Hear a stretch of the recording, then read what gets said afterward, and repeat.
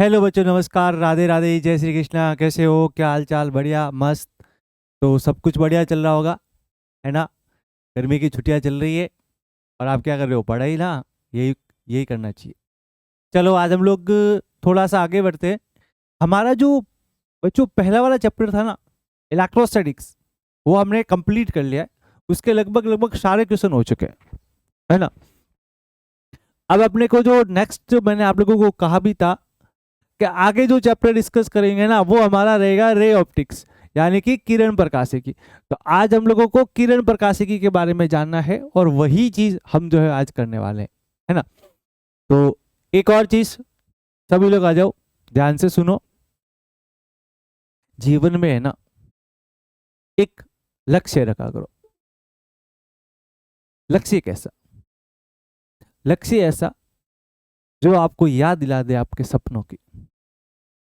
दिन रात वही चीज सोचो। आप लक्ष्य के कितने पास हो या लक्ष्य से अभी भी कितने दूर हो, आपको कितना काम करने की जरूरत है, वो सारी चीजें सोचो।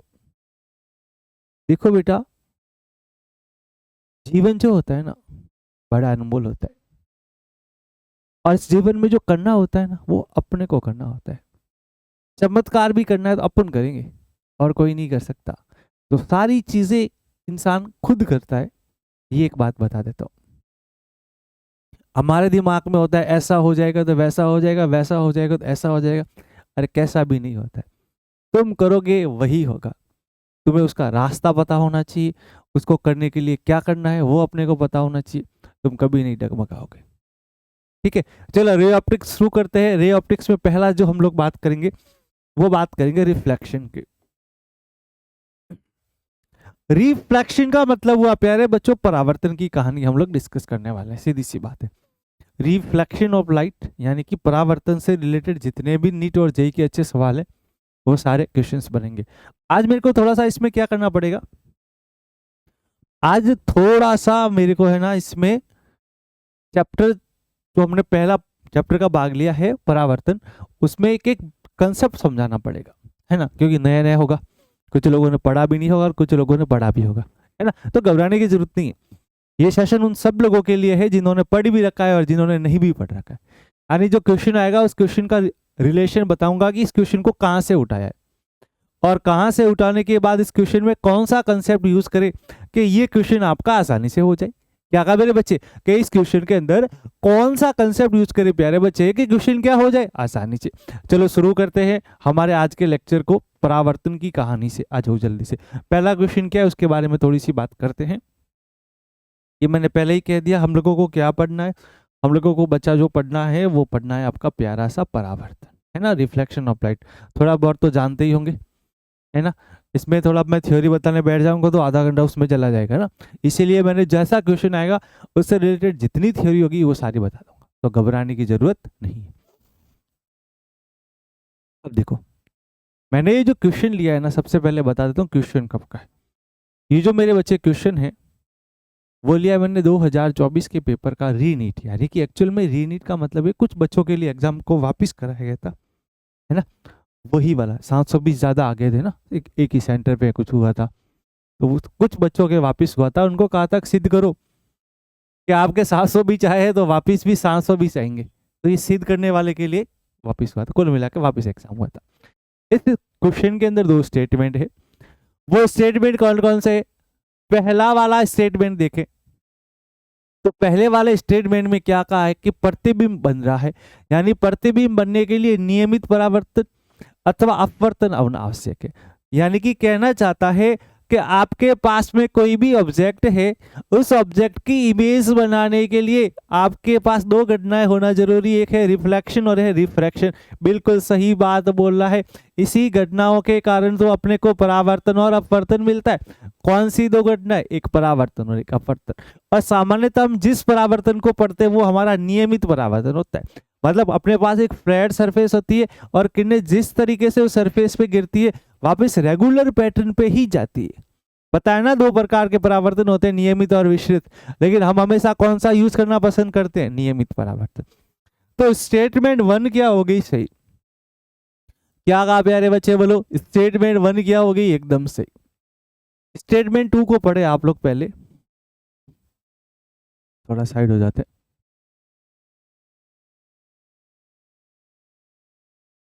स्टेटमेंट 2 को पढ़ने में पता चला कि हमारे चारों ओर दिखने वाली वस्तुओं के विभिन्न प्रकार के रंग उन पर आपतित प्रकाश के संगठन रंगों के कारण होते हैं। बिल्कुल सही बात बोल रहा है कि प्रकाश की किरण कैसी होती है, श्वेत। इस श्वेत किरण के घटक होते हैं जो अलग अलग रंगों के अपने को दिखाई देते हैं, है ना। तो प्रकाश जो होता है वो एब्जॉर्बिंग पैटर्न पे काम करता है ना। ऑब्जेक्ट जो होता है, एक ऑब्जेक्ट जो होता है बहुत सारी इन्फिनिटी रेस को छोड़ता है। वो ऑब्जर्व कौन सी रेस को करता है, जिस कलर की वो होती है। तो ये ध्यान रखना है कि किरण जो होती है वो श्वेत प्रकाश की होती है और बहुत सारे रंगों को ये जो है वो किरणों को छोड़ती भी है और बहुत सारे रंगों को दिखाती भी है। तो इसीलिए स्टेटमेंट 2 भी क्या हो जाएगा, करेक्ट। लेकिन इन दोनों का आपस में कोई रिलेशन है क्या, बिल्कुल नहीं है, कोई रिलेशन नहीं है। यानी यहां से अपने को कुछ भी नहीं कह सकते कि स्टेटमेंट 2 से आप परावर्तन तक पहुंच सकते हो, स्टेटमेंट 1 से परावर्तन पहुंच सकते हो, बिल्कुल नहीं। स्टेटमेंट 2 तो इतना कह रहा है कि हमारे पास में जो सारा संचार दिखाई देता है, सारे वस्तुएं दिखाई देती है, वो आपतित किरण जो प्रकाश की किरण आती है उसके संगठन रंगों के कारण होती है। मैंने अभी बोला कि प्रकाश की किरण जो होती है श्वेत होती है, लेकिन जब ये आगे जाती है तो डिफरेंट डिफरेंट कलर्स में क्या पार्ट्स में डिवाइड हो जाती है। विबग्योर नहीं पढ़ा गया तुम लोगों ने, विबग्योर पढ़ा होगा ना, उत्सर्जित प्रकाश स्पेक्ट्रम में पढ़ते हैं, है ना। वहां पे आता है VIBGYOR, violet, indigo, blue, green, yellow, orange, red, अलग अलग कलर की हमारे पास में तरंग किरणें आ जाती है ना। तो वो किसके कारण होता है, वो श्वेत प्रकाश के कारण ही होता है ना। तो दोनों स्टेटमेंट क्या हो गए, करेक्ट। और दोनों स्टेटमेंट करेक्ट हो गए तो कौन सा ऑप्शन सही हो गया बेटा, सी। तो ये अपने को कितने नंबर दिला के जाता अगर हम लोगों ने 2024 का वापिस पेपर दिया। भगवान करे तुम लोग उसी समय निकल गए हो, और जो नहीं निकले वो इसी साल रीनीट में निकल जाए, है ना। तो वापिस देने की जरूरत तो पढ़ने ही नहीं चाहिए, ये बात का ध्यान रखिएगा, है ना। तो इस वाले प्रश्न के अंदर कौन सा ऑप्शन सही होगा, सी। ठीक है, तो ये पहला क्वेश्चन हम लोगों ने किया, वो भी अच्छा लेवल का था और अच्छे एग्जाम का क्वेश्चन था। एक बार देख लो। एक चीज को तो सर स्टैंड को आपने सही नहीं किया क्या, देखो तो टेढ़ा है मेरे को लग रहा है। एक मिनट, क्या घुमा है।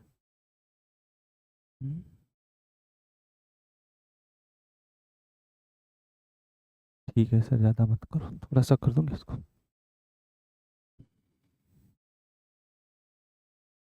अब चेंज देखो, ये पहले चीज करनी चाहिए थी आप। चलो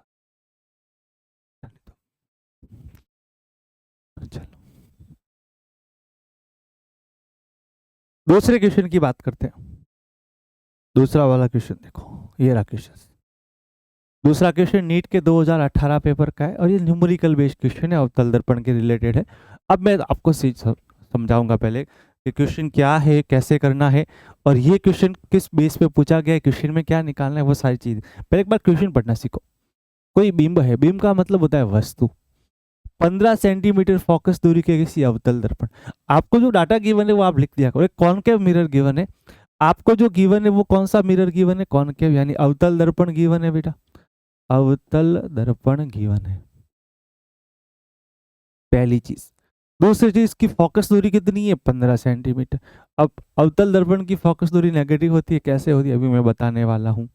उसके बाद में बोला गया 40 सेंटीमीटर दूरी पर स्थित यदि इस बीम को दर्पण की दिशा में 20 सेंटीमीटर आगे ले जाए, तो पहले तो इसका यू दे रखा है आपको, वो दे रखा है -40। सर आपने ये क्या लिखा है सर, एफ, ये यू, ए, वी, ये क्या चीजें, थोड़ा सा बताओ, है ना। और इसकी सर जो जो टर्म्स आती है वो भी बताओ। चलो बताता हूँ, ध्यान से सुनना।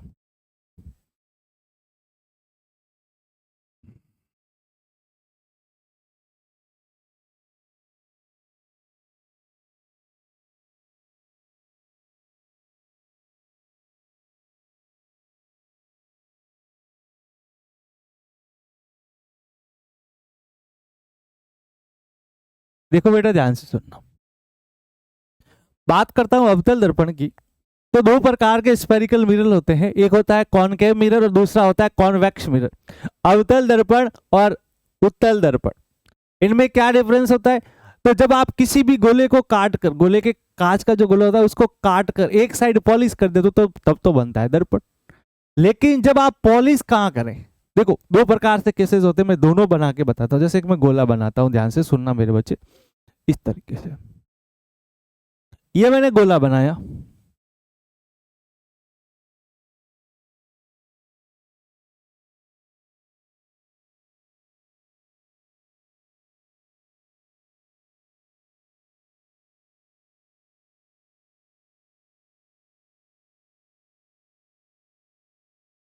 ठीक है। और इस गोले के अंदर बाहर वाले भाग पे अगर मैं पॉलिश कर दूं तो परावर्ती सतह कौन सी हो जाएगी, अंदर वाली हो जाएगी। कौन सी हो जाएगी, अंदर वाली। तो जब आप किसी कांच के गोले के एक साइड पॉलिश करे तो एक साइड क्या बन जाती है, परावर्ती सतह। तो कहने का मतलब ये हुआ बच्चों कि अगर आप पॉलिश करो बाहर तो परावर्ती सतह कहाँ हो, अंदर। किस तरीके से दिखेगा सर, ये दिखेगा इस तरीके से, थोड़ा ध्यान से देखना। चलो होगा नहीं, इसको थोड़ा सा वापस अच्छे से बना देते हैं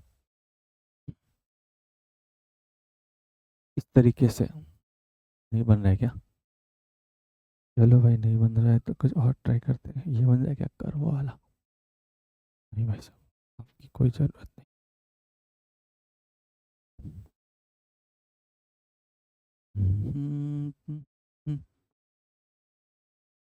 केमिस्ट्री आ गई।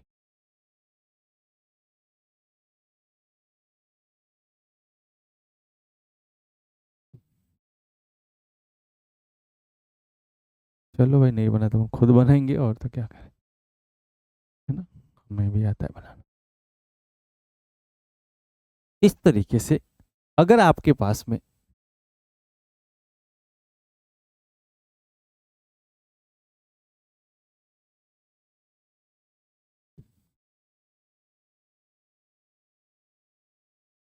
इस तरीके से ये आपके पास में एक वक्र भाग हम लोगों ने निकाला, इस तरीके से इसी गोले से काट के निकाला।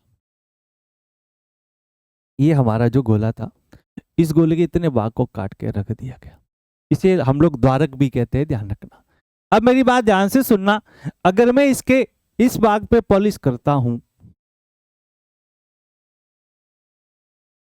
ठीक है, इस वाले भाग पे पॉलिश कर दी। पॉलिश किसकी करते हैं, रजत दर्पण या सिल्वर की करते हैं। तो बाहर वाली सतह ये रही और अंदर वाली सतह ये रही।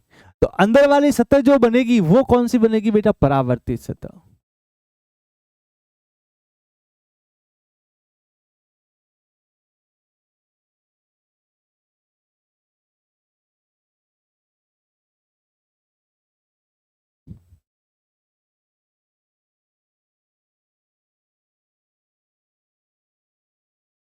तो ये अपने को इतना समझ में आ गया। अब अवतल दर्पण की एक कहानी को और ध्यान से देखना, अच्छे से देखना और समझना आप लोग। इसे कहानी को साइड में उठा के रख देते हैं, है ना, फिर अपने काम आएगी तब समझाएंगे इसको। उठा के साइड में रख दिया। अब मेरी बात ध्यान से सुनिएगा प्यारे बच्चे, मैंने क्या कहा, मैंने आप लोगों को कहा कि जब हम अवतल दर्पण पढ़ते हैं तो सबसे पहली चीज अपने को इस तरीके से एक वक्र चाहिए जिसे हम लोग द्वारक कहते हैं। सर ये बात तो समझ में आ गई। अब मेरी बात ध्यान से सुनना, इस द्वारक के एक मध्य बिंदु से होता है जिसे हम लोग ध्रुव कहते हैं, ठीक है। तो यहाँ पे कहीं ना कहीं एक पॉइंट होगा जिसे हम लोग पॉइंट पी कहते हैं, जो हमारा पोल के नाम से जाना जाता है। इस तरीके से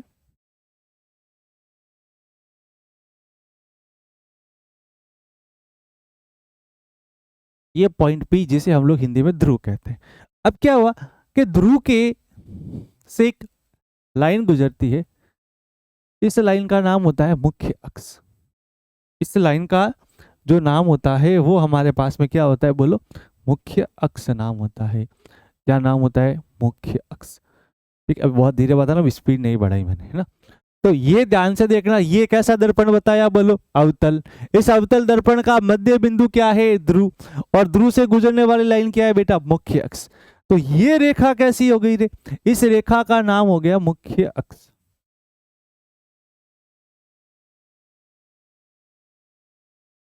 पहली चीज।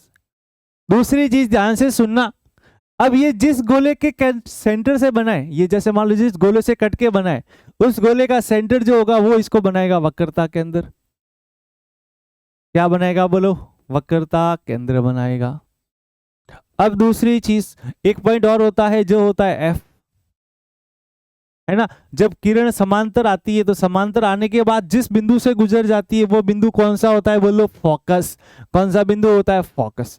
अब मेरी बात ध्यान से सुनना, ये वाला भाग तो होता है वास्तविक और ये वाला भाग होता है काल्पनिक। क्या कहा मैंने, जहां पे आपका दर्पण रखा गया है, दर्पण के आगे वाला भाग कैसा होगा, वास्तविक, और पीछे वाला भाग कैसा होगा, काल्पनिक। इतनी बात सर समझ में आ गई। अब बात करते हैं साइन कन्वेंशन की।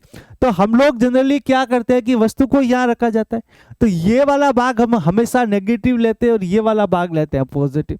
क्यों लेते हैं, इसका एक आपके पास में डायलॉग भी होता है। इस तरीके से एक रेज भेजते हैं और कहते हैं कि जहां जाए काम की रेज वहां जाए पॉजिटिव। क्या बोला, जहां जाए काम की रेज वहां क्या जाए बेटा, पॉजिटिव। तो काम की रेज ऐसे जाती तो ये भाग कैसा हो जाता है, पॉजिटिव। अगर ये भाग पॉजिटिव तो ये भाग कैसा हो गया, नेगेटिव। इसीलिए अवतल दर्पण की फोकस दूरी क्या होती है, पी से एफ की दूरी जो होती है वो कैसी होती है, नेगेटिव। कैसी होती है, नेगेटिव। ये भी ध्यान रखना। अब क्या क्या बातें बताई, ध्यान से बोल रहा हूं, फिर सुनना, फिर आगे मैं आपको इसका फॉर्मूला बता के क्वेश्चन करवाना सिखाऊंगा। प्यारे बच्चों, सबसे पहले हमने जो बात की वो बात की अवतल दर्पण की, कि अवतल दर्पण के अंदर पॉलिश कहां करते, बोलो अंदर के बाहर। अरे जल्दी से बोलो, अंदर के बाहर, बाहर पॉलिश करते। तो परावर्ती सतह कहां होती है, अंदर। कहां होती है, अंदर। और जो हमारा वक्राकार भाग द्वारक होता है उसका मध्य बिंदु क्या कहलाता है, बोलो ध्रुव। क्या कहलाता है बच्चों, ध्रुव। अब ध्रुव से निकलने वाली जो रेखा है वो रेखा क्या है, मुख्य अक्ष। कैसी रेखा है, मुख्य अक्ष। अब ये जो वक्र जिस गोले से काट के बना हुआ है उसका केंद्र क्या है, बोलो वक्रता केंद्र। क्या है, वक्रता केंद्र। और जब किरण समांतर आएगी और समांतर आने के बाद जिस बिंदु से गुजरेगी वो क्या बनेगा, फोकस। अब मैंने बोला ये वाला भाग वास्तविक, तो इसका वास्तविक भाग कैसा, नेगेटिव। ये इसका भाग कैसा, काल्पनिक। काल्पनिक भाग कैसा, पॉजिटिव। याद करने की ट्रिक, यहां से किरण को डालो, किसको डालो, किरण बाईसा को डालो। जहां जाए काम की रेज वहां कौन जाएगा, पॉजिटिव। यानी ये वाला भाग कैसा, बोलो कैसा, नेगेटिव। कैसा, नेगेटिव। तो ये वाला भाग कैसा, पॉजिटिव। कैसा, पॉजिटिव। इतनी बात सर समझ में आ गई। अब मेरी बात ध्यान से सुनना और समझना। अब ऊपर वाले हाइट लोगे तो ये लोगे पॉजिटिव और नीचे वाली हाइट लोगे तो कैसी लोगे, नेगेटिव। तो सारे साइन कन्वेंशन बता दिए मैंने, है ना। अब मान लो वस्तु यहां पड़ी हुई है, तो वस्तु से ध्रुव की दूरी कहलाती है। इसमें सारी दूरियां जो मापते हैं ना वो पी से मापते हैं। पी यानी ओरिजिन कह दो, मूल बिंदु कह दो, या इसका नाम क्या रखा, ध्रुव। तो अगर वस्तु से पी की दूरी होती वो तो होती है यू। यानी आपने मान लो ये आपका ऑब्जेक्ट यहां रखा, तो ये यहां से यहां तक की डिस्टेंस क्या कहलाएगी रे, यू कहलाएगी। क्या कहलाएगी, यू। उसके बाद में जहां प्रतिबिंब बनता है उस प्रतिबिंब की पी से जो दूरी होती है वो क्या होती है, वी। अब मेरी बात बताओ, वस्तु यहां, यू कैसा, पॉजिटिव के नेगेटिव। तो ये वाला भाग कैसा बताया, नेगेटिव। तो यू कैसा, नेगेटिव। मान लो वस्तु यहां आ गई, ये वाला भाग कैसा है, पॉजिटिव। तो यू कैसा, पॉजिटिव। प्रतिबिंब यहां बन गया तो वी कैसा यहाँ पे, नेगेटिव। वी यहाँ पे कैसा, पॉजिटिव। और एफ हमेशा अवतल दर्पण के केस में कैसा, बोलो नेगेटिव। इतनी बातें ध्यान रखनी है आपको। अब प्रतिबिंब कहाँ कहाँ बनते हैं वो भी मैं बता देता हूँ, है ना। थोड़ा सा किरण डायग्राम से शॉर्ट पे समझाऊंगा, ठीक है। एक क्वेश्चन के ऊपर अपनी बहुत सारी थ्योरी आ चुकी है। अब मेरी बात ध्यान से सुनना, अच्छे से समझना।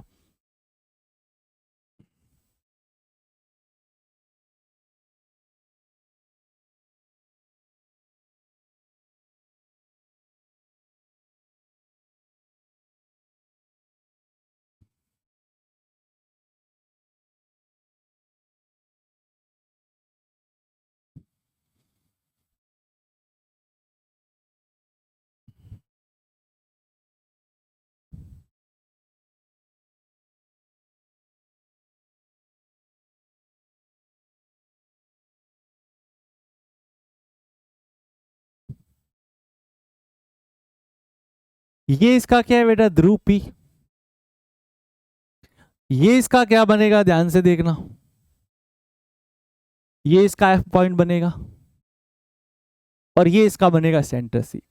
या कुछ लोग ऐसे भी याद करते हैं कि जो हमारा एफ होता है, जो फोकस बिंदु होता है, वो हमारा वक्रता केंद्र सी से क्या होता है, आगे स्थित होता है। और मैंने आपको ये भी बताया कि पॉइंट एफ से पॉइंट पी की दूरी क्या होती है, फोकस दूरी। पॉइंट सी यानी कि वक्रता केंद्र से पी की दूरी क्या होती है, वक्रता त्रिज्या कैपिटल आर। अगर आपकी वस्तु अनंत पर है, इसको मैं छोटे से डायग्राम से समझाऊंगा, पहले मैं ऐसा एक रे बना देता हूं, ठीक है ना। चलो, ये रे क्यों बनाइए, मैं शॉर्टकट बता रहा हूं, शॉर्टकट याद करने के लिए। मान लो कि वस्तु मेरी अनंत पे है, यहां कहीं पर भी, ये अनंत पॉइंट है, ठीक है। तो अगर वस्तु हो जावे अनंत पर, क्या कहा मैंने, इधर थोड़ा सा इसको कम करना पड़ेगा मेरे को ना, होगा नहीं तो चलो इसको ऐसे ही रहने देते हैं, पहले ज्यादा बड़ी बना ली। ये वस्तु की बात करूंगा और ये बात करूंगा प्रतिबिंब की।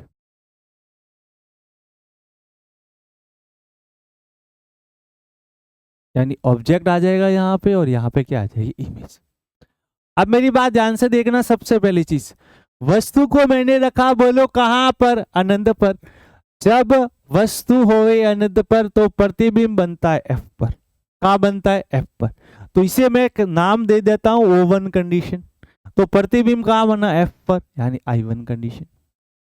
अब वस्तु कहां थी, यहां पर थी, तो प्रतिबिंब भी कहां बना, यहां।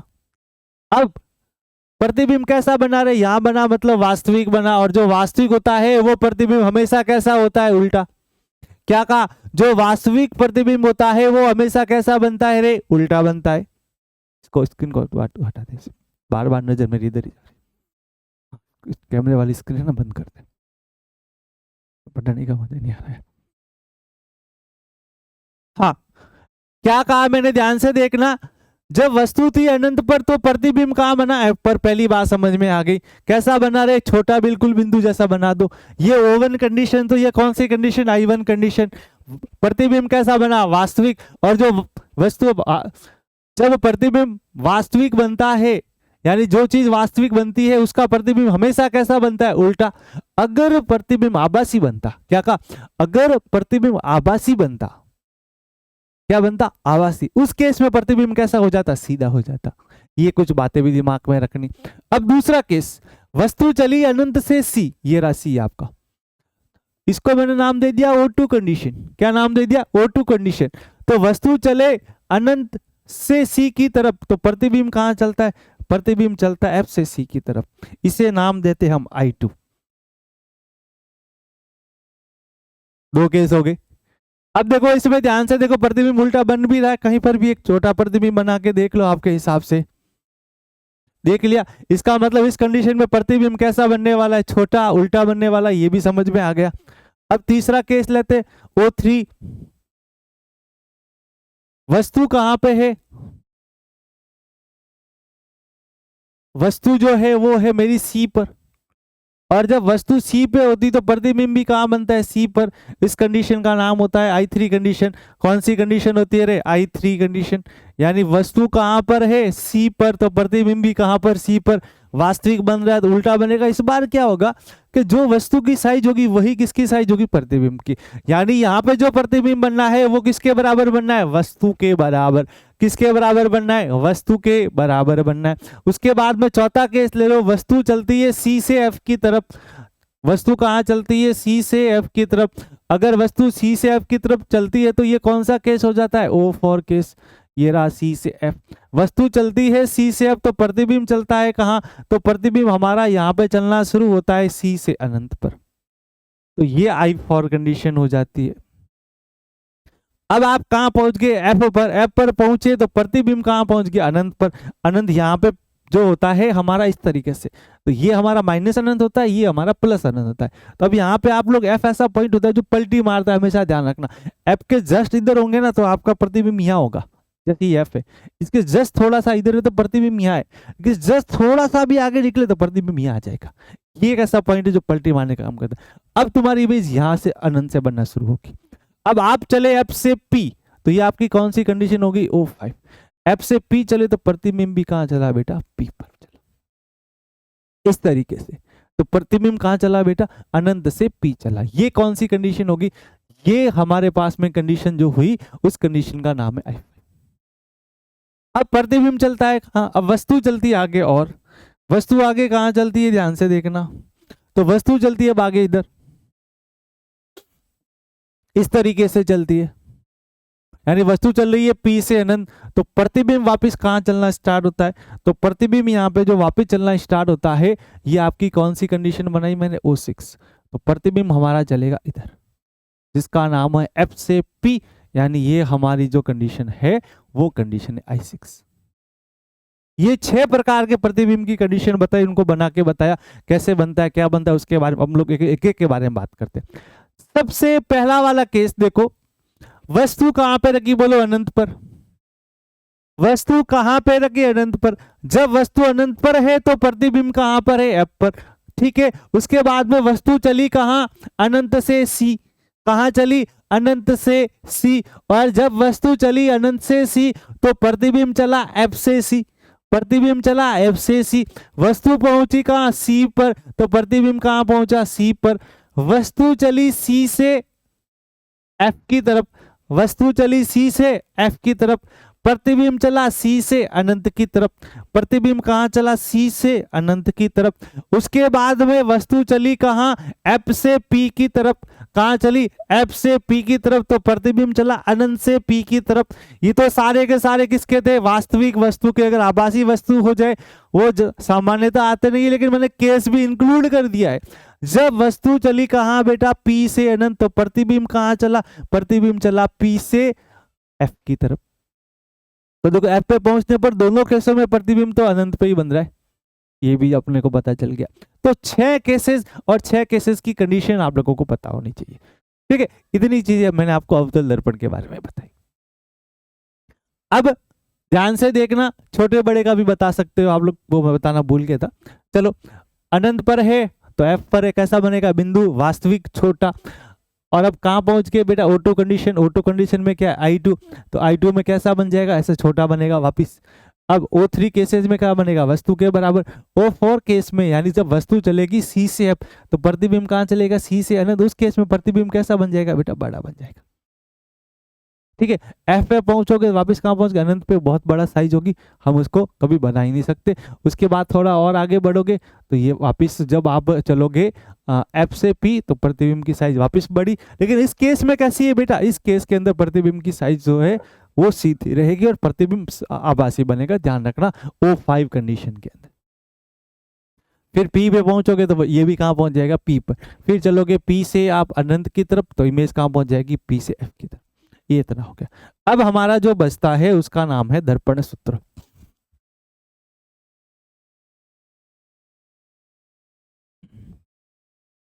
दर्पण सूत्र में क्या ध्यान रखना है बेटा कि 1/f बराबर होता है 1/v प्लस 1/u। ये चीज ध्यान रखनी। क्या कहा, दर्पण सूत्र क्या बताया, 1/f बराबर 1/v प्लस 1/u। f क्या है, फोकस दूरी। v क्या है, v क्या है, v, और u क्या है, तो u है वस्तु से ध्रुव की दूरी, या ध्रुव से वस्तु की दूरी कह लो। उसके बाद में v क्या है, v है ध्रुव से प्रतिबिंब की दूरी। तो 1/f बराबर 1/v प्लस 1/u। f हमेशा कैसा होगा अवतल दर्पण में, नेगेटिव, क्योंकि अवतल दर्पण की फोकस दूरी कैसे ली जाती है, नेगेटिव ली जाती है। ये बात भी अपने को समझ में आ गई।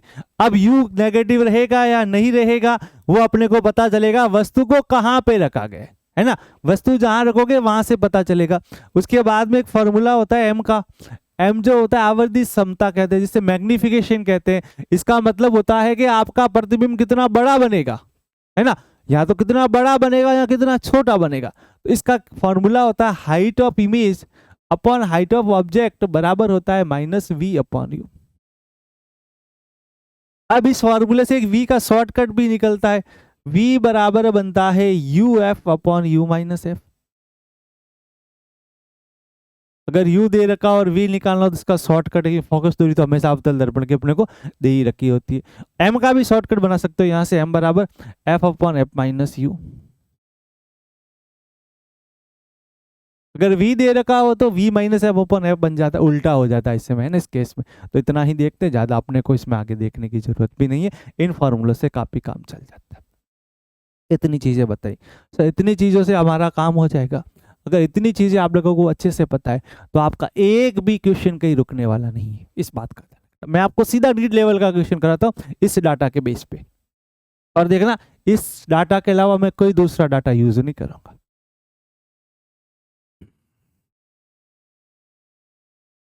मैं इसको एक नए वाले पेज से बनाऊंगा।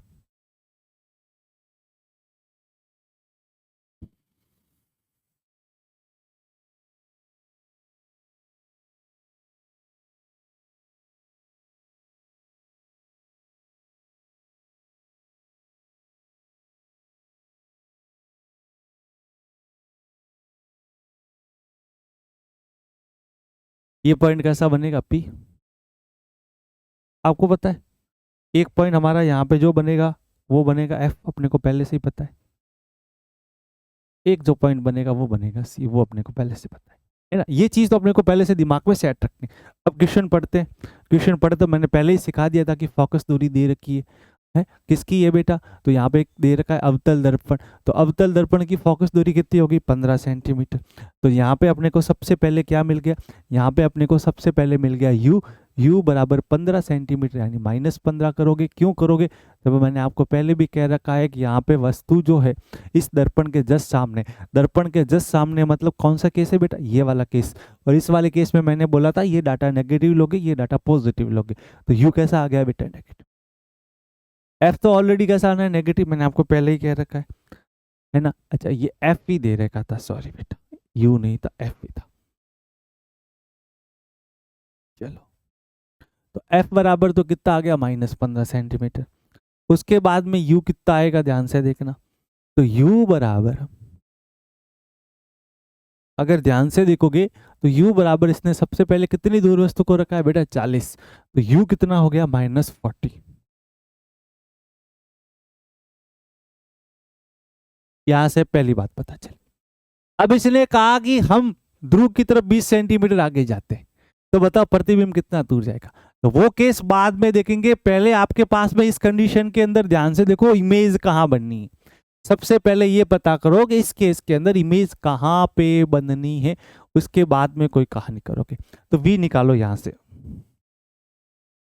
v बराबर क्या बताया, uf upon u minus F. तो v बराबर u की वैल्यू कितनी है बेटा -40, f की वैल्यू कितनी है -15 upon u minus F. u की वैल्यू कितनी है बोलो -40, माइनस f की वैल्यू कितनी है -15, माइनस माइनस कितना हो गया बेटा प्लस। अब v बराबर, इनका कभी भी मल्टीप्लाई मत करना, माइनस का मल्टीप्लाई माइनस से कर सकते हो, बाकी डाटा का कभी नहीं करना। तो 40 मल्टीप्लाई 15 डिवाइडेड बाई -40 प्लस 15 कितने हो गए 25। किसके बेटा माइनस, देखो 25 से काटो, सॉरी 5 से काटो 3 बार, 5 से काटो 5 बार, 5 से काटो 8 बार। तो v कितना आ गया बेटा -40।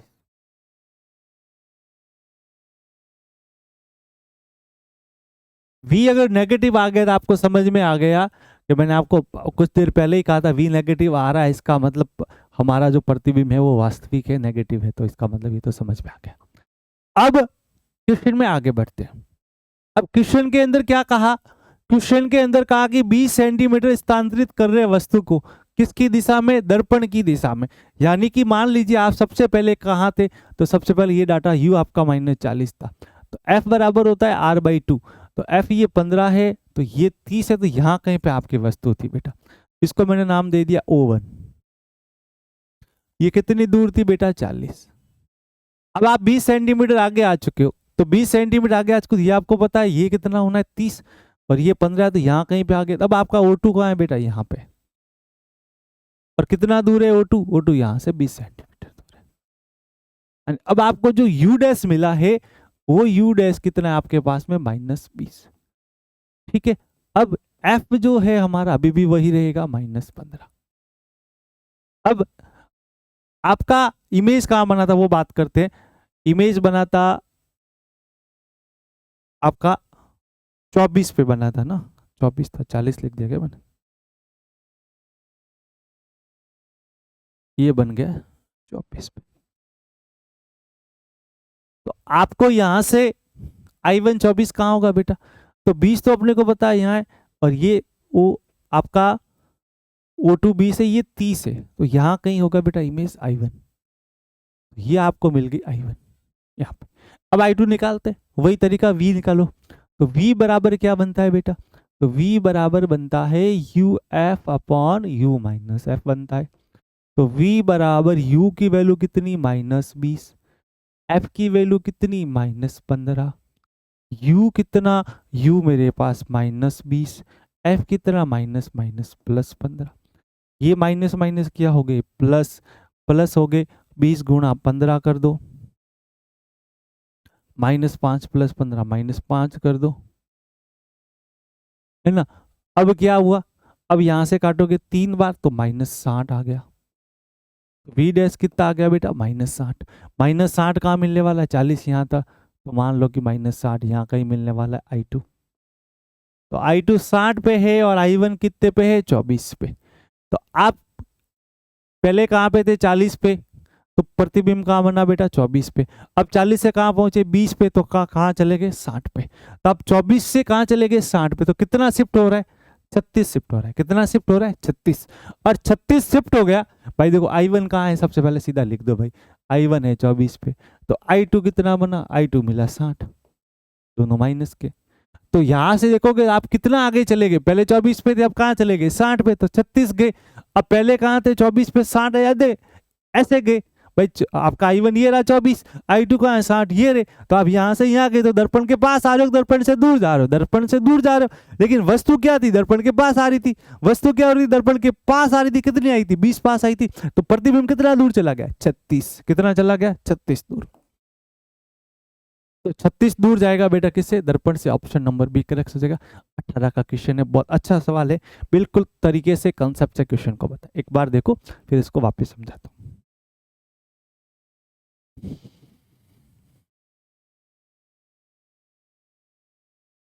क्वालिटी क्वेश्चन है बेटा, ध्यान रखना पड़ता है चीजों का, चीजें अगर तुम्हारे ध्यान में है ना तो आसान हो जाएगी क्वेश्चन को करने में।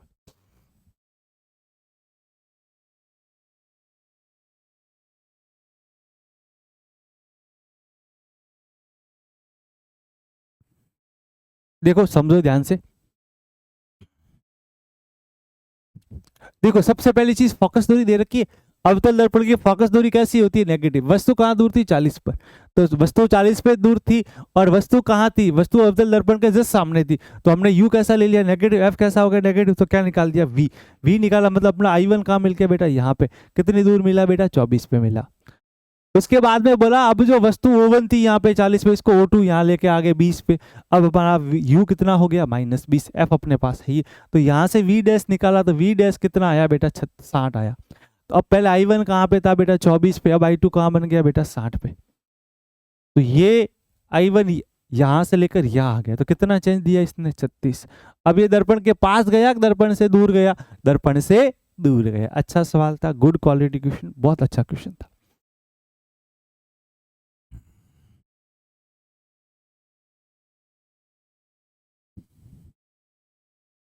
अगला क्वेश्चन देखते हैं बेटा, मैंने आपको बता दिए थे पूरे कंसेप्ट थे, इमेज कहाँ कहाँ बनती है वो भी मैंने आपको यहीं पे समझा दिया।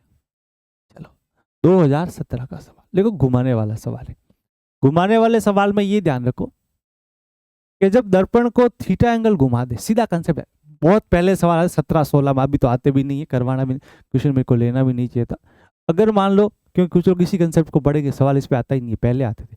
ये मान लो थीटा कौन पर पड़ा है, ये मान लो ऐसे आपका जो है वो मिरर है, समतल दर्पण पड़ा है, इसको ऐसे आपने थीटा घुमा दिया। अगर आपने इसको थीटा घुमाया तो किरणें भी कितनी घूम जाती है, 2 थीटा, ध्यान रखना, ये सबसे इंपॉर्टेंट चीज है। किरणें कितनी घूमती है, 2 थीटा, इस बात का ध्यान रखना, ठीक है। तो इसको थोड़ा देखते हैं भाई, प्रकाश स्रोत L है, इससे प्रकाश का एक किरण पुंज उससे x दूरी पर स्थित है, स्थित एक समतल दर्पण है, इस पे लंबवत पड़ रहा है, तो इस किरण पुंज के वापिस परावर्तन स्रोत L के ठीक ऊपर एक पैमाना स्केल है, उस पर प्रकाश का एक बिंदु बन रहा है। अब दर्पण को थीटा कोण पे घुमाया तो वो बिंदु जो है वो उससे कितना विस्थापित हो गया बेटा, y विस्थापित हो गया। अब बताना है थीटा का मान कितना होगा, तो सीधी सी बात ध्यान से सुनना, क्वेश्चन क्या है उसको बताता हूँ। प्रकाश का स्रोत है, एक समतल दर्पण पड़ा है आपका यहाँ पे, ये पड़ा है L, ये से कितनी दूरी पर, x दूरी पर, और यहाँ पे एक स्केल का स्रोत जो इसके जस्ट ठीक ऊपर है। अब इसको थीटा से घुमाने के बाद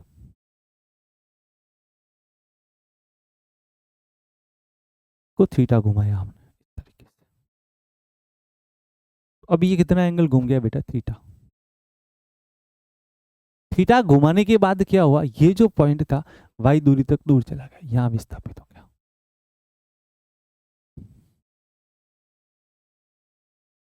इस तरीके से कितना विस्थापित हो गया y, ठीक है। और इसको यहां से मिला दो। अब ध्यान से मेरी बात को सुनना, अच्छे से समझना। अगर आपने इसको थीटा घुमाया है तो सबसे पहली चीज तो ये तो आपके आने वाली किरण है, ये बात तो आपको भी पता है। अगर ये आपके आने वाली किरण है, अगर मान लो इसको थीटा नहीं घुमाया होता और ये ऐसे लंबवत पड़ती, तो जब किरण लंबवत पड़ती तो वापस कहाँ जाती, इधर ऐसे ही जाती, जितने कोण पे आती उतने कोण पे चली जाती। अब आपने इसको जैसे ही घुमाया तो ये किरण जो थी यहाँ से निकली आपतित किरण परावर्तित होकर कहाँ जाएगी, इस तरीके से जाएगी। तो मैंने अभी कहा कि अगर ये जितने कोण घूमता है तो किरणें कितनी घूमती, डबल। तो ये थीटा घुमा है तो ये कितना घूमेगा, 2 थीटा। देखो क्या कंसेप्ट लगा है, पहले देखो 0 पे आई, ठीक है, वापस 0 पे चली गई। अब क्या हुआ, ये पॉइंट यहाँ शिफ्ट हो गया, अब ये पॉइंट यहाँ शिफ्ट हो गया, ये तो इसके आने वाली किरण थी, अब ये किरण वापस कहाँ जाएगी, इधर जाएगी। सीधी सी बात है, परावर्तित होके कहाँ जाएगी किरण, इधर जाएगी। तो ये अगर थीटा से घूम रहा है, ये कितना घूम गया, 2 थीटा। लिखा दो tan थीटा बराबर y tan 2 थीटा बराबर लगाना है ना।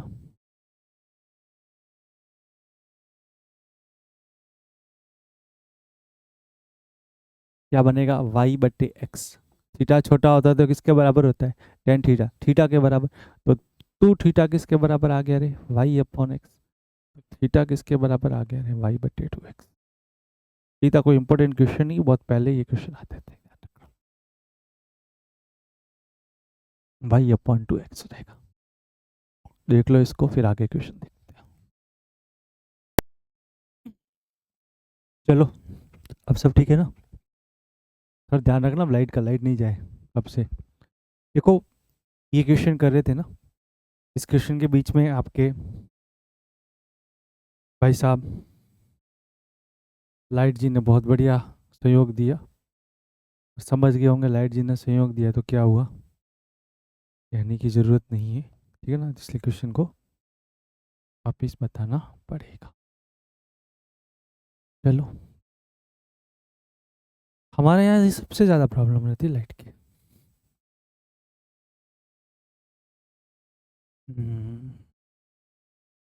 तो चलिए समझाने का आगे वाला क्वेश्चन हुआ था ना, का डायग्राम वापस बनाना पड़ेगा। इतना चलो बढ़िया है, 2 ही क्वेश्चन थे, वापस बताना पड़ेंगे, ज़्यादा हो जाए तो दिक्कत हो जाती। चलो देखो ध्यान से, ये एक मैचदा कॉलम है। इस मैचदा कॉलम के अंदर क्या चीजें दी गई है, इस मैचदा कॉलम में वैल्यूज दी गई है, कुछ वैल्यूज नेगेटिव है, कुछ वैल्यू पॉजिटिव है। इन वैल्यूज के आधार पे पूछा है दर्पण कैसा है और प्रतिबिंब कैसा है। तो सबसे पहले मैंने आपको बताया था, यदि अब नेगेटिव आता है तो प्रतिबिंब कैसा बनता है, वास्तविक। कैसा बनता है, वास्तविक। तो नेगेटिव किस में, एक तो इसमें है और एक इसमें है। वास्तविक कौन से ऑप्शन में, थर्ड में। तो इसका थर्ड सही हो जाएगा और इसका भी क्या सही हो जाएगा, थर्ड। ये कैसा है, पॉजिटिव आभासी, ये भी कैसा है, पॉजिटिव आभासी। और आभासी हम जो जनरली पढ़ते हैं वो किस में पढ़ते हैं रे, तो आभासी प्रतिबिंब बन गया m बराबर 2 में, ये चौथा हो गया, ये भी m बराबर 2 में कैसा हो गया, चौथा हो गया। अब मेरी बात को ध्यान से सुनना, अब बात करनी उत्तल दर्पण की, और अवतल दर्पण की, दर्पण कौन सा होगा। तो थोड़ा सा एक डायग्राम को बताता हूँ, चलो ये बना हुआ एक काम का आएगा। देखो क्या होता है, जब उत्तल दर्पण के अंदर क्या होता है, उत्तल दर्पण के अंदर जो पॉलिश होती है ना वो अंदर की तरफ होती है। तो परावर्ती सतह कहाँ हो गई, बाहर। जब परावर्ती सतह ये बाहर वाली साइड हो गई तो वस्तु अनंत पे होती तो प्रतिबिंब कहाँ बनता है, पर। और वस्तु अनंत से लेकर P तक कहीं पर भी चलती है तो प्रतिबिंब जो यहाँ यहीं तक बनता है।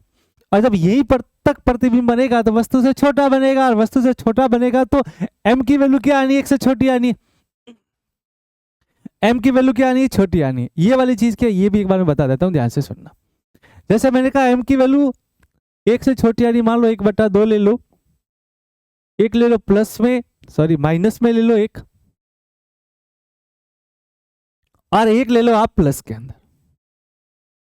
सर 1/2 आपने कहा था छोटा, दोनों उत्तल दर्पण, लेकिन उत्तल दर्पण में प्रतिबिंब कैसा बनता है, आभासी। तो +1/, पॉजिटिव वैल्यू 1 से छोटी है ना, तो उत्तल दर्पण है। यहाँ माइनस आ गया, तो माइनस में तो अवतल दर्पण में वास्तविक बनता है, उत्तल में वास्तविक का केस हम लोग पढ़ते नहीं है, बनता जरूर है। तो ये बात ध्यान रखना जरूरी है बहुत। तो यही देखो ध्यान से, ये पॉजिटिव है और 1 से छोटी है, पॉजिटिव भी है और 1 से छोटी है, 1 से छोटी है, तो कौन सा दर्पण होगा, उत्तल दर्पण। ये तो पहला हो गया इसका। अब ये कैसा बनेगा, तो सीधी सी बात, ये तो अवतल के अंदर ही जाने वाला है, पॉजिटिव तो है नहीं, ठीक है, तो ये तो नेगेटिव वैल्यू है, तो सीधी सी बात है कौन से केस में जाओगे, ये तो सीधा सीधा किस में चला गया, अवतल दर्पण में। ये भी नेगेटिव है, किस में चला गया, अवतल दर्पण में। इसका देखो, ये पॉजिटिव है सर, उत्तल हो सकता है, हो सकता था, लेकिन वैल्यू 1 से बड़ी है, तो ये भी कैसा चला गया, अवतल चला गया। ये ध्यान रखना है। तो उत्तल दर्पण के केस में हमेशा ध्यान रखा करो, m तो एक तो पॉजिटिव और 1 से छोटा है तो उत्तल है, बाकी सारे केसेस में कैसा हो जाएगा, अवतल दर्पण। ठीक है, ये 2016 के पेपर का है, जिसे आप लोग 2016 में सबसे टफ पेपर मानते थे ना, वही वाला। चलो इस क्वेश्चन को ध्यान से देखना। आधा अधूरा डायग्राम बना के हम लोग इसको कर रहे थे, तो करते करते लाइट मिस्टेक हो गई, तो उसी पिछले वाले क्वेश्चन से वापस शुरू करना पड़ेगा। पिछले क्वेश्चन में भी लाइट चली गई थी, है ना। तो हमारे यहाँ पे ऐसा ही है, तो हर चीज में मेहनत मांगते, तुम्हारी तरह थोड़ी है काम करके छोड़ दो बस, ठीक है कोई बात नहीं सर कर देंगे। मेहनत प्रॉपर करते हो ना, तो रिजल्ट भी प्रॉपर मिलता है। ध्यान से सुनना अच्छे से, इस क्वेश्चन को समझा देते थोड़ा सा, बढ़िया क्वेश्चन है। देखो, दो समतल दर्पण है जो दोनों 70 डिग्री के एंगल पे, ये लो 70। अब क्या हुआ, एक प्रकाश किरण आई दर्पण के ऊपर थीटा एंगल पे, ये लो हमारा एंगल थीटा, ये मेरी किरण आई। अब ये थीटा एंगल पे आई तो वापस कितने एंगल पे जाएगी, थीटा एंगल पे, क्योंकि परावर्तन के अंदर आपतन कोण का मान किसके बराबर होता है, परावर्तन कोण के बराबर। ये तो हमारे पास में परावर्तन के नियम क्या होते हैं, आपतन कोण का मान परावर्तन कोण के बराबर होना चाहिए। आपतित कोण, परावर्तित किरण, आपतित किरण, परावर्तित किरण और अभिलंब, ये दोनों एक ही तल में होने चाहिए। अब ध्यान से देखना, अब ये किरण जैसे ही यहाँ गई, तो यहाँ पे भी तो अभिलंब होगा भाई, ये ले यहाँ गई, मैं अभिलंब बना दिया मैंने, मैं किसी को मिला किसी को नहीं रहा। अब ये जैसे यहाँ पे किरण गई, यहां से लेकर यहां तक गई,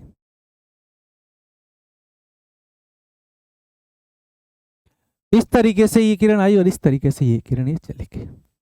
अब ध्यान से देखो, ये अगर 70 डिग्री कोण बन रहा है, तो सीधी सी बात, ये यहाँ पे ये कोण कितना बनेगा, अगर तुम ध्यान से देखो तो एक ही रेखा है, एक ही रेखा किस तरीके से, तो एकांतर कोण बनता है, ये 70, तो ये भी कहता है 70। बेटा ये अगर 70 हो गया और ये यहाँ पे इसके अभिलंब है, तो ये यहाँ से यहाँ कितने पे, 90 पे, तो ये कितना बन गया 20। और ये अगर बेटा 20 है, तो ये भी 20 होगा, आपतन कोण और परावर्तन कोण बराबर होते हैं, तो ये 7 और 4 कितने हो गए 11, तो ये भी कितना हो जाएगा बेटा 70। ये बात बढ़िया बन गई, ये 70 ये 70, तो ये कितना बेटा 40। तो ये देखो थीटा, ये भी देखो 90 पे आ रहा है, तो थीटा प्लस 40 कितना होगा 90 पे, तो थीटा प्लस 40 हो गया 90, तो थीटा कितना हो गया रे 50 डिग्री। सिंपल सा क्वेश्चन, कैसे किया एक बार एंगल का वापस बता देता हूं आप लोगों को, ध्यान से देखना। देखो पहले किरण ऐसे आई, कितने कोण पे आई, थीटा पे, ये एंगल थीटा, तो ये भी कितना बेटा थीटा। इन्होंने बोला दोनों दर्पण के बीच एंगल कितना है 70, ये लो 70, ये 70, तो ये भी क्या हुआ 70 दिख रहा है, बताने की जरूरत नहीं है। अब ये 70 है और ये अभिलंब है यहाँ पे, तो ये कितना बनेगा पूरा 90, तो ये कितना बना 20, परावर्तन 20 है, तो आपतन कितना 20, तो ये 7 और 4 11 110 हो गए, तो लाइन पे बने कोण कितने होते हैं 180, तो ये कितना हो गया 70, ये 70 70 140, तो ये कितना हो गया बेटा 40, ये प्लस ये क्या होगा बेटा 90, तो थीटा प्लस 40 90 होगा, तो थीटा की वैल्यू कितनी हो जाएगी बेटा 50 डिग्री। इस तरीके से क्वेश्चन आया 2013 के पेपर का, बढ़िया सवाल था। अब आगे ध्यान से देखना, इस तरीके से अगला क्वेश्चन की बात करते हैं। सबसे पहले देखो लेंस की क्वेश्चन की बात की क्या, लेंस नहीं है, दर्पण का सवाल है। देखो टाइपिंग तो आती नहीं है।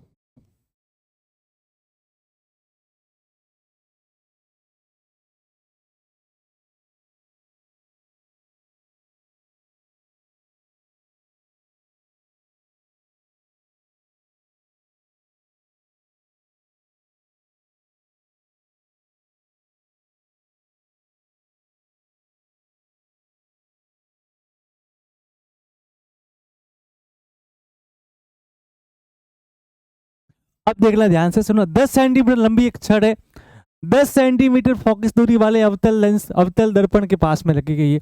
मतलब एफ आपको यहां से मिल गया कितना, -10। ठीक है, उसके बाद में बोला इस प्रकार रखी गई है कि छड़ का दर्पण के ध्रुव के पास वाला सिरा दर्पण से 20 सेंटीमीटर दूर है। ये अक्ष पे इस तरीके से रखी गई 10 सेंटीमीटर। इस बार ऐसे ऑब्जेक्ट नहीं रखा गया, ऑब्जेक्ट को इस बार इस तरीके से रखा गया मुख्य अक्ष के ऊपर। तो मान लो ये कोई 10 सेंटीमीटर बड़ा ऑब्जेक्ट है, लंबा ऑब्जेक्ट है, ये रहा आपका। ये पॉइंट ए नाम दे दो, ये पॉइंट बी नाम दे दो। इसने बोला जो एक जो सिरा है ना वो 20 सेंटीमीटर दूर है। कौन सा वाला सिरा, ध्रुव के पास वाला सिरा। मतलब ये डिस्टेंस आपको पता है कितनी है, 20। ठीक है, आपसे पूछा है इसकी कितनी देर रखी है बेटा, 10 सेंटीमीटर लंबा है, ये 10। तो आपसे पूछा है कि जब जो प्रतिबिंब बनेगा वापिस, उस प्रतिबिंब की लंबाई कितनी होगी। तो ये तो वस्तु है, ठीक है, ये वस्तु, इस वस्तु का प्रतिबिंब कहाँ बनेगा पहले वो पता कर लो। तो इसके दो पॉइंट देखो, एक पॉइंट ए है, तो आप सबसे पहला करो कि पॉइंट ए का प्रतिबिंब कहाँ बनेगा, फिर पता करो पॉइंट बी का प्रतिबिंब कहाँ बनेगा। पॉइंट ए के लिए यू पता है कितना है, तो पॉइंट ए के लिए जब यू निकालोगे तो वो यू ए बनेगा। पॉइंट बी के लिए यू निकालोगे तो यू बी बने। पॉइंट ए का यू ए कितना है, -20, और पॉइंट बी का यू बी कितना है, -30। दोनों पता है, निकालते हैं। तो पहले हम काम किसके लिए करते हैं, पहले काम हम करते हैं ए के लिए। ए के लिए फॉर्मूला लिखो, v बराबर U F upon you minus F. You कितना हो जाएगा बेटा, -20। तो v बराबर कितना हो गया, v बराबर यू हो गया -20 multiply -10 upon you minus F. You कितना है, -20, माइनस माइनस प्लस कितने हो गए, 10। तो ये माइनस और माइनस क्या बन गए रे, प्लस। तो ये क्या बन गया, 20 गुणा 10 अपॉन -20 प्लस 10 कितना बन गया, -10। तो ये वापस कितना आ गया, -20। -20 आ गया, मतलब यहाँ पे आपका पॉइंट होगा, यही पॉइंट जो प्रतिबिंब का पहला पॉइंट होगा वो यहीं पे होगा, ये यहाँ पे होगा। उसको मैंने क्या नाम दे दिया। अगर आपको सीधी सी बात है, यहाँ देखोगे तो प्रतिबिंब ऐसे बनेगा, ऐसे बनेगा, तो ये पॉइंट क्या हो जाएगा बताने की जरूरत, ये ऐसे है तो ये ए पॉइंट यहाँ पे है, तो ये बी पॉइंट यहाँ पे कहाँ चला जाएगा, क्योंकि लेफ्ट कहाँ चले जाएगा, तो ये पॉइंट आपका क्या होना है बेटा, ए डैश ही होना है। अब इस बी वाले के लिए बात करूं, अब जब आप बी वाले के लिए बात करोगे तो आपको u कितना मिल चुका है, 30। अब u मेरे पास कितना है, -30। f मेरे पास कितना है, -10। v निकालो, तो v बराबर क्या बनेगा, u f upon u minus f। तो कितना बन गया, 30 गुणा 10 बट्टे -20। तो कितना आ गया वीरे, 0 से 0 15 आ गया, माइनस का 15। तो 15 कहाँ होगा बेटा, 20 यहाँ है तो 15 यहाँ कहीं पे होगा आपका। क्या कहा मेरे बच्चे कि अगर 20 आपका यहाँ कहीं है तो 15 यहाँ कहीं होगा, ये रहा 15। तो ये ए डैश था, तो बी डैश मेरा यहाँ कहीं पे होगा। तो अब ध्यान से देखोगे, ये 15 है और ये 20 है, तो इसकी वस्तु प्रतिबिंब की लंबाई कितनी आ गई, 5। कितनी आ गई, 5 आ गई। किया कैसे, तो पहले ए पॉइंट का प्रतिबिंब बनाया, तो ए पॉइंट का प्रतिबिंब एक पर ही बन गया। फिर बी पॉइंट का प्रतिबिंब बनाया, तो बी पॉइंट का प्रतिबिंब यहाँ 15 पे बना। तो इसका प्रतिबिंब 20 पे था, यहाँ 15 पे, वस्तु की कितनी होगी, तो 20 में से 15 गए तो कितने बचे, 5। तो यहाँ पे प्रतिबिंब की ऊंचाई के या प्रतिबिंब की हाइट के, प्रतिबिंब की लेंथ के, वो कितनी आ गई, 5 आ गई। बढ़िया सवाल है, क्वालिटी वाला सवाल है।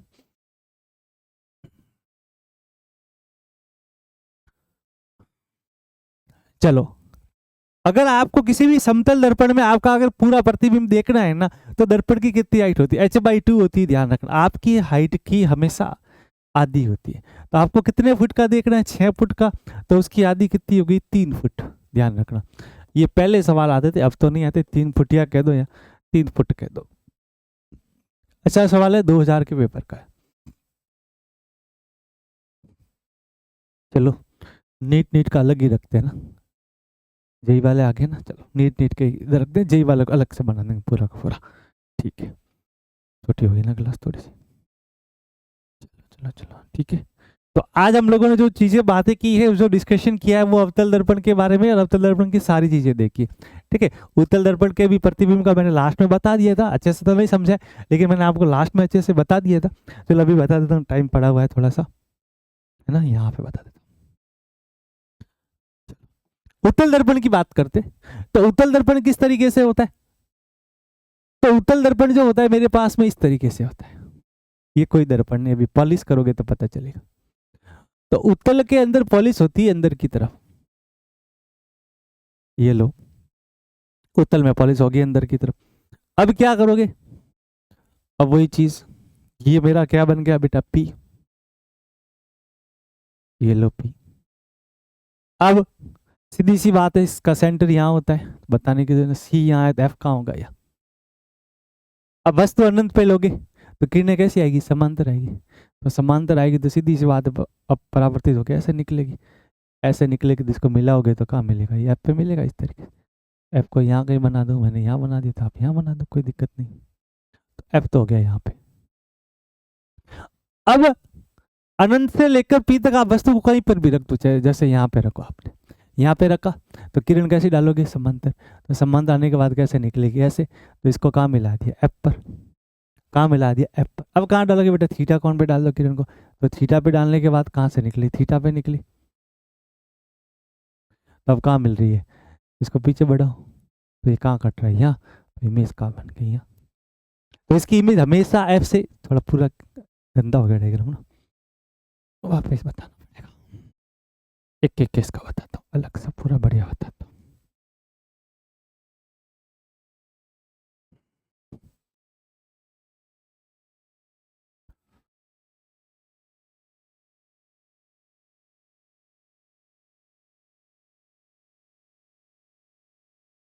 ये देखो, उत्तल दर्पण है आपका।